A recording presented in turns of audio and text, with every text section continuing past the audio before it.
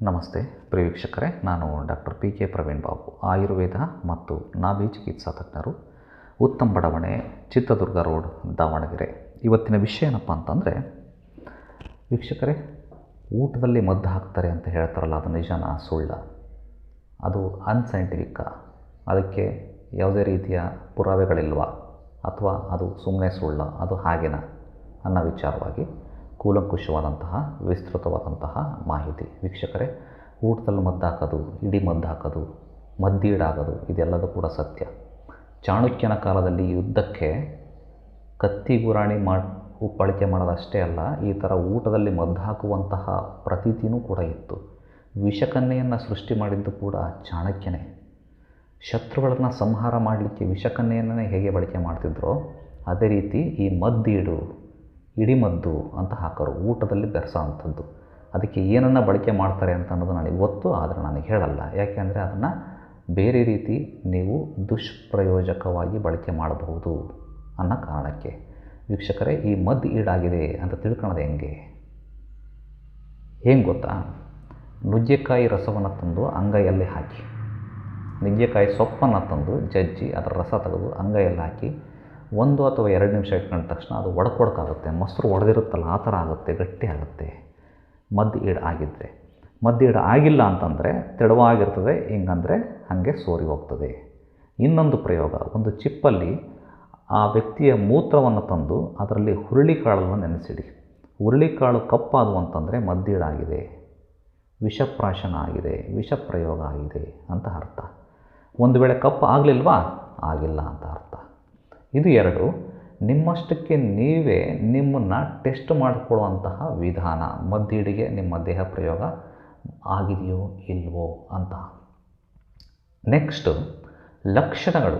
ಈ ಥರದ ಪ್ರಯೋಗ ಆಗಿರುವಂತಹ ವ್ಯಕ್ತಿಯ ಲಕ್ಷಣಗಳಲ್ಲಿ ಮೊದಲು ಕಾಣಿಸ್ಕೊಳ್ಳೋಂಥದ್ದು ಹಸಿವು ಕಮ್ಮಿ ಆಗ್ತಾ ಬರುತ್ತೆ, ಆಹಾರದ ಬಗ್ಗೆ ತಾತ್ಸಾರ, ಹೊಟ್ಟೆ ಉಬ್ಬರ, ಹೊಟ್ಟೆಯಲ್ಲಿ ಸಂಕಟ, ಹೊಟ್ಟೆಯಲ್ಲಿ ನೋವು, ಆಯಾಸ, ಸುಸ್ತು, ಗಾಬರಿ, ಎದೆ ಒಡ್ಕೊಂಡಂಗೆ ಅನಿಸೋದು, ತಲೆ ಜೋಲಿ ಬಂದಂಗೆ ಆಗೋದು, ಕಣ್ಣು ಮಂಜಾಗೋದು, ಕಣ್ಣು ಕಂಡರ ಮೇಲೆ ರೇಗಾಡೋದು, ಸಿಟ್ಟು ಬರೋ ಅಂಥದ್ದು, ಅನಾವಶ್ಯಕ ಕಾರಣಗಳಿಗೆ ದುಃಖ ಆಗೋ ಅಂಥದ್ದು, ಸುಮ್ಮನೆ ಅಳೋ ಅಂಥದ್ದು, ಯಾರೂ ಮನುಷ್ಯರು ಕಂಡ್ರೆ ಆಗದಂಗಿರೋ ಅಂಥದ್ದು, ಯಾರಾದರೂ ಮಾತಾಡಿಸಿದರೆ ಯಾಕೆ ಮಾತಾಡಿಸ್ತಾರಪ್ಪ ಅಂತ ಅನಿಸೋದು, ಯಾವುದೇ ಫಂಕ್ಷನ್ಗೆ ಹೋಗ್ಬೇಕು ಅಂತ ಅನಿಸಲ್ಲ, ಜನ ಇದ್ದ ಹತ್ರ ಹೋಗ್ಬೇಕು ಅನಿಸಲ್ಲ, ಗಾಬರಿ ಆಗೋದು, ಏನಕ್ಕೂ ಜೀವನೋತ್ಸಾಹ ಇಲ್ಲದೆ ಇರೋ ಅಂಥದ್ದಾಗುವಂತಹ ಲಕ್ಷಣಗಳೆಲ್ಲವೂ ಬರ್ತವೆ.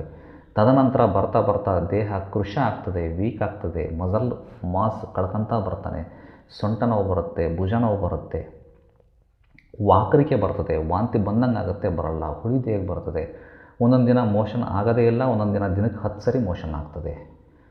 ಇದು ಮದ್ದೀಡು ಆಗಿರುವ ವ್ಯಕ್ತಿಯ ಲಕ್ಷಣಗಳು. ಇದರಲ್ಲಿ ಎಲ್ಲವೂ ಎಲ್ಲರಿಗೂ ಇರಬೇಕು ಅಂತಲ್ಲ, ಕೆಲವರಿಗೆ ಕೆಲವು ಲಕ್ಷಣಗಳು ಇರ್ತವೆ. ಇವರು ಹೋಗ್ಬಿಟ್ಟು ಡಾಕ್ಟ್ರ್ ಹತ್ರ ಎಂಡೋಸ್ಕೋಪಿ ಮಾಡಿಸ್ಲಿ, ರಕ್ತ ಪರೀಕ್ಷೆ ಮಾಡಿಸ್ಲಿ, ಕೊಲೊನೋಸ್ಕೋಪಿ ಮಾಡಿಸ್ಲಿ, ಮೂತ್ರ ಪರೀಕ್ಷೆ ಮಾಡಿಸ್ಲಿ, ಮಲ ಪರೀಕ್ಷೆ ಮಾಡಿಸ್ಲಿ, ಇತ್ಯಾದಿ ಎಲ್ಲ ರೀತಿಯ ಲ್ಯಾಬ್ರೋಟರಿ ಇನ್ವೆಸ್ಟಿಗೇಷನ್ಸ್ ಮಾಡಿಸಿದ್ರು ಕೂಡ ಎಲ್ಲದೂ ಕೂಡ ನಾರ್ಮಲ್ ಬರ್ತದೆ. ಹಿಂಗೆ ನಾರ್ಮಲ್ ಬಂದಾಗ ನಿಮ್ಮ ಡಾಕ್ಟ್ರು ಏನಂತ ಟ್ರೀಟ್ಮೆಂಟ್ ಕೊಡ್ತಾರೆ? ಏನಾದರೂ ಡಿಫಾರ್ಮಿಟಿ ಕಂಡಿರ್ತಾನೆ ಅದಕ್ಕೆ ಚಿಕಿತ್ಸೆ ಕೊಡೋದು. ಎಲ್ಲದೂ ನಾರ್ಮಲ್ ಬಂದಾಗ ಡಾಕ್ಟ್ರು ಹತಾಶರಾಗ್ತಾರೆ. They will lift their hands. ನಮ್ಮಿಂದ ಇದು ಸಾಧ್ಯ ಇಲ್ಲ ಅನ್ನೋಂಥ ಸ್ಥಿತಿ ಬರ್ತದೆ. ಆವಾಗ ನೀವು ಹೋಗ್ತೀರಿ, ಮಾಟ ಮದ್ರು ಮಾಡಿದ್ದೀರಾ ಅಥವಾ ಇನ್ನೇನೋ ಆಗಿದೆಯೋ ಅಂತೇಳಿ ಅದನ್ನು ಎಲ್ಲದನ್ನು ಟ್ರೈ ಮಾಡ್ತೀರಿ, ಏನೂ ಪ್ರಯೋಜನ ಆಗಲ್ಲ. ಆಮೇಲೆ ಮದ್ದೀಡು ಆಗಿದೆ ಅಂತ ಯಾರೋ ಒಬ್ಬರು ಹೇಳ್ತಾರೆ, ವಾಂತಿ ಮಾಡಿಸ್ಬೇಕು ಅಂತಂದು ವಾಂತಿ ಮಾಡಿಸ್ತೀರಿ. ವಾಂತಿ ಮಾಡೋಕ್ಕೆ ಔಷಧಿ ಕೊಡ್ತಾರೆ ಕೆಲವರು, ಬೇದಿ ಮಾಡೋಕ್ಕೆ ಕೆಲವರು ಕೊಡ್ತಾರೆ. ವೀಕ್ಷಕರೇ, ವಾಂತಿಯಿಂದ ಬೇದಿಯಿಂದ ಖಂಡಿತವಾಗೂ ಹೊರಗೆ ಬರಲ್ಲ. ವಿಷಪ್ರಾಶನ ಆಗಿ 3 ತಾಸಿನ ಒಳಗಡೆ ನೀವು ವಾಂತಿ ಮಾಡಿದರೆ ಹೊಟ್ಟೆಯಲ್ಲಿರೋಂತಹ ವಿಷ ವಾಂತಿಯ ಮುಖೇನ ಹೊರಗೆ ಬರ್ತದೆ. ಅಥವಾ ಬೇದಿಯ ಮೆಡಿಸಿನ್ನ ಕೊಟ್ಟರೆ 3 ತಾಸಿನ ಒಳಗಡೆ ಕೊಟ್ಟರೆ ಅದು ಬೇದಿಯ ಮುಖೇನ ಹೊರಗಡೆ ಬರ್ತದೆ. 3 ತಾಸಿನ ನಂತರ ನೀವು ತಿಂದಂತಹ ವಿಷ ಡೈಜೆಸ್ಟ್ ಆಗಿಬಿಡ್ತದೆ, ಜೀರ್ಣ ಆಗಿಬಿಡ್ತದೆ, ಜೀರ್ಣಾಂಗ ವ್ಯವಸ್ಥೆಯಲ್ಲಿ ಅಬ್ಸಾರ್ಬ್ ಆಗಿಬಿಡ್ತದೆ, ದೇಹದ ಅಣುವಿನಲ್ಲೂ ರಕ್ತದಲ್ಲೂ ಸೇರಿಬಿಡ್ತದೆ. ಸೇರಿದ ನಂತರ ಯಾವುದೇ ಕಾರಣಕ್ಕೂ ನೀವು ವಾಂತಿ ಬೇದಿಯ ಮುಖಾಂತರ ಹೊರಗೆ ತೆಗೆಯಲಿಕ್ಕೆ ಸಾಧ್ಯನೇ ಇಲ್ಲ. ಅದಕ್ಕೆ ಆದಂತಹ ಆ್ಯಂಟಿಡೋಟ್ ಇರ್ತದೆ. ಆ ಥರದ್ದನ್ನು ಹಲವಾರು ತಿಂಗಳುಗಳ ಕಾಲ ನೀವು ತೆಗೆದುಕೊಂಡಾಗ ಆ ವಿಷದ ಪ್ರಭಾವವನ್ನು ಹಂತವಾಗಿ ಕಮ್ಮಿ ಮಾಡ್ತಾ ಬಂದಾಗ ನಿಮಗೆ ಹಸಿವು ಜಾಸ್ತಿ ಆಗ್ತಾ ಬರುತ್ತೆ, ಆಹಾರ ಸೇರುತ್ತೆ, ತಿಂದಿದ್ದು ಜೀರ್ಣ ಆಗ್ತದೆ, ಜೀರ್ಣ ಆಗಿದ್ದು ಮೈಗೆ ದಕ್ಕುತ್ತೆ, ಮೈಗೆ ದಕ್ಕಿದಾಗ ಮೈಗೆ ಶಕ್ತಿ ಬರ್ತದೆ, ಶಕ್ತಿ ಬಂತು ಅಂತಂದರೆ ನರನಾಡಿಗಳಲ್ಲಿ ಚೈತನ್ಯ ಬರ್ತದೆ, ಚೈತನ್ಯ ಬಂತು ಅಂತಂದರೆ ನೀವು ಗೆಲುವಾಗ್ತೀರಿ. ಈಗ ನಾನು ಹೇಳಿದ್ನಲ್ಲ ಅದೆಲ್ಲ ಲಕ್ಷಣಗಳು ಹಂತ ಹಂತವಾಗಿ ಕಡಿಮೆ ಆಗ್ತಾ ಬರ್ತವೆ. ಯಾವುದನ್ನು ಅಲಕ್ಷ್ಯ ಮಾಡಬಾರ್ದು. ಯಾವುದನ್ನು ಕೂಡ ಲ್ಯಾಬಲ್ಲಿ ಅಥವಾ ರಕ್ತ ಪರೀಕ್ಷೆಯಲ್ಲಿ ಅಥವಾ ಎಂಡೋಸ್ಕೋಪಿಯಲ್ಲಿ ನಾರ್ಮಲ್ ಇದೆ ಅಂದ ಮಾತ್ರಕ್ಕೆ ಅದು ಮಾನಸಿಕ ವ್ಯಾಧಿ ಅಂತ ಡಿಸೈಡ್ ಮಾಡಬಾರ್ದು. ಈ ಥರದ್ದು ಕೂಡ ಪ್ರಯೋಗಗಳು ಆಗಿವೆ. ಈ ಥರದ ಪ್ರಯೋಗ ಆಗಿರೋಂತಹ ಪೇಷಂಟ್ಗಳು ನಮ್ಮಲ್ಲಿ ಸಾಕಷ್ಟು ಬಂದಿದ್ದಾವೆ.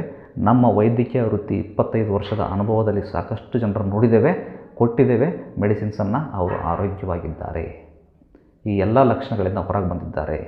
ಮುಂದಿನ ಸಂಚಿಕೆಯಲ್ಲಿ ಮತ್ತೆ ಭೇಟಿಯಾಗೋಣ. ಧನ್ಯವಾದಗಳು.